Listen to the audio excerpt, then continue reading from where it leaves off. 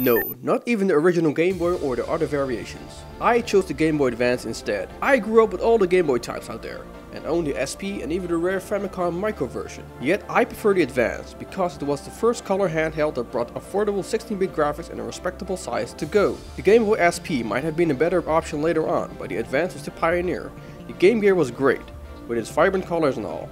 But that beast was huge, clumsy, and sucked all your batteries dry in a few hours. Therefore, the Advance wins in my book and checks every mark when it comes to battery life, great games, comfortable to hold, and build quality. Being the owner of the original PSP 1000 in 2004 and paying full price for it back then, I felt king among the handheld crew. Can you even imagine that a regular USB charging cable, the fat one, costed around $30 back then? Sony was taking advantage in the hardware department as a special Sony dual 64MB memory card broke your bank. However, the Sony PSP was pretty successful, not only in Japan but also in the West. Weird choices coming from Sony itself, like releasing an Android-based gaming phone, confused a lot of gamers in what the future was for the PSP. A few years later, Sony somehow realized that the whole memory issue was holding back more of the success for the PSP. As memory storage became cheaper to produce, it was also cheaper to implement. In 2009, the PSP Go saw the light. I bought the console when all of the PSP's lights were fading, as it was the best moment to pick one up. And I still have it, seeing it is one of the best retro emulator portable gaming machines. A bright screen, rechargeable battery through USB, 16 gigs of storage and slimmer model make this the one that I prefer. Sure, it might not be everyone's cup of tea due to the size. I think it was aimed more at the smaller handed Asian market than a Western market, but hey, I'm Asian. Well, this is weird, cause this isn't really a console now, is it? Mid-90s Sega was crazy. They would shit out the most insane add-ons and commercials just to compete with Nintendo. Sega CD did not live long, and I can see why. Expensive, bulky, and with a small game library, this is not a mainstream thing to have. I got mine through a trade with a Super Nintendo, bundled with a Sega Mega Drive version 2. Most games in the library are just crispier versions of Mega Drive titles and full motion video games that look absolutely worse than a Chinese video CD. However, the audio quality was what made the Sega CD worth having and spending that extra cash for. All games had CD quality music and clear audio. Final Fight sounds amazing, and games like Snatcher benefited from its audio possibilities with spoken dialogue. In my opinion, the Sega CD also looks sexy as hell, and with the Sega Mega Drive 2, not the one, this looks like a huge but stylish overall machine. Somehow, I got the idea in 1994 to trade my Super Nintendo for the Amiga 500. I saw the system at a friend's house and was blown away by the PC-like capabilities. Mind you, PCs as we know were super expensive back then, still running DOS or Windows 3.1. So to have a cheap PC-like system in our household which worked with 3.5-inch floppy disks was a huge thing. Everyone who owned this thing had the same problem. 3.5 floppy disk storage cases were all over the room. I myself had 3 huge storage cases with floppy disks containing the most random games and programs. These were wild times, as obtaining games or programs was only done through someone else who had the specific software. You traded floppy disks all over the schoolyard and sought out anyone who had 2 3.5 floppy drives so we could copy each other's floppy disks. There was no internet as we know now. People pirated games in public and no one gave a damn. Many huge games like Flashback, Out of This World, and Terminator 2 came onto 3 to 4 discs, which you needed to swap mid-game. This was annoying as hell, as some games just put an intro or cutscene on the first disc. It was also an era in which everyone coded or ported the most bizarre games to disk, and some floppies weren't marked, which resulted in sometimes booting up weird, cheaply written erotic games. It was like the Atari 2600 era all over again. This was a tough one, as I was battling in conflict between the Dreamcast and the Sega Saturn. No kidding, I bought and sold a Dreamcast 6 times. 6 times! I bought my first Dreamcast when it was just released in 1999 with Street Fighter 3rd Strike, after playing the arcade version of that game at a fun fair. I also bought it because I wanted to play Phantasy Star Online with a friend of mine. The Dreamcast was one of the best Sega machines and had great potential going for it. All the arcade games like Crazy Taxi, House of the Dead, and Daytona USA were ported from the arcade Naomi boards to the system, making you feel like you had the actual arcade experience in your house. It was also the system to have back then when you were into 2D fighting games like Street Fighter, King of Fighters, and Capcom vs SNK with the excellent CD quality soundtracks. Backed up by the great hardware and a well-written operating system, it was the first console to become mature in that manner, as many of the current consoles to date. Luckily, Sega kept this thing clean from weird-ass add-ons, but there were some exotic peripherals to add to the gaming experience. The first console I owned, the Atari 2600, was the machine to have and super family friendly. That is, if you count out the niche erotic games that were later released. But the fact that you could play arcade games which you would pay otherwise 50 cents for per round in arcade were there in your home was was a blessing. Games like Pac-Man, Centipede, Missile Command and River Raid were an instant hit with every family.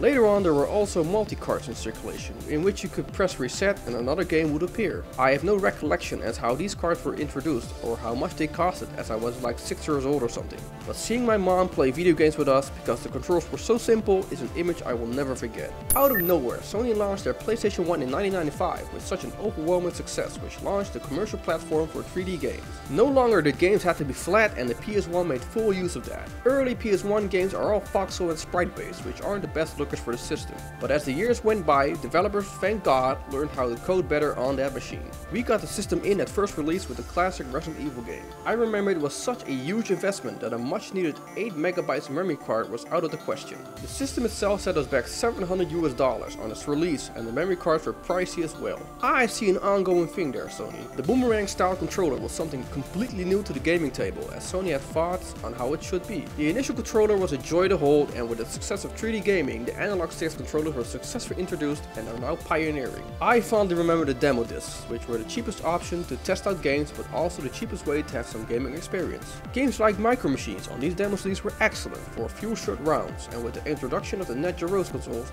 demos also included indie homebrew games, which were good for lots of laughs. The system also brought better audio quality to the table, so developers could add CD sounds. The best thing, however, is that the PS1 kicked off the full motion video hype. Thankfully, the FMV era is over, as graphic engines are strong enough to render great cutscenes themselves. My dad would always buy the latest consoles for us. I have or had no reason why, but he knew that we liked gaming. And we didn't complain when we went to our local toy store and he picked up the NES for us with a copy of Airwolf. Let's not discuss the quality of the Airwolf game. I was young, I liked Airwolf, so anything with that awesome black chopper in it was amazing. Leave me alone. The NES just blasted every console away to dust when it was released. Nothing came close. Not even the Sega Master System had such an extensive library of games and with such quality. It also did not help that the Sega Master System wasn't commercially sold in Europe, so Sega lost that battle fast. Most of the NES games were of high quality as, especially in the beginning, the games were produced under the care of Nintendo. But the success was so huge, other companies went to produce games for the NES, spawning massive movies, sports and TV show related games. Everyone wanted a piece of the action, and gamers were the true winners most of the time. This might sound repetitive, but back in '89 no one knew what the quality of any game was. You had kids at school do the bizarre gossip for you, or games magazines that showed pictures of upcoming games. Every bought game cartridge was a wild guess unless you had the privilege of playing it somewhere else beforehand.